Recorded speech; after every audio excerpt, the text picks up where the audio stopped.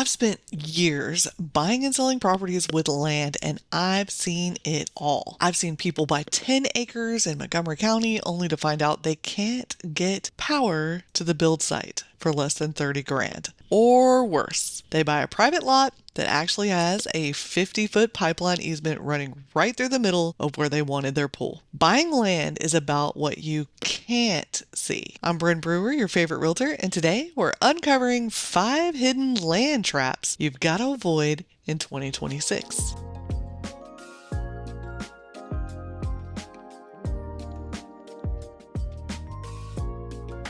Most buyers don't realize that in 2026, raw land prep in our area averages around $3,000 to $10,000 per acre just for basic clearing. If there isn't a transformer near your property line, you are going to be the one paying to bring it there. Entergy or Sam Houston REA costs can be staggering. And you're also looking at $15,000 for a well and another $10,000 to $20,000 for an aerobic septic system. If you don't account for $50,000 in infrastructure before you even pour the slab, you're already over budget. People tell me, Bren, I found some unrestricted land. Be careful. Unrestricted usually just means there isn't a formal HOA. You still have to deal with county building codes, floodplain maps, and deed restrictions that may have been filed 50 years ago or more. Always, always, always have a title search done specifically for use restrictions before your option period ends on the land. Now, North Houston soil is tricky. We've got a lot of active clay. If you don't get a soil test, which can run you $1,000 to $5,000, you might build a house that starts cracking in 3 years. Also, you want to check the drainage. A beautiful lot in the summer can become a swamp in the Texas spring. Look for the high and dry markers, not just the view.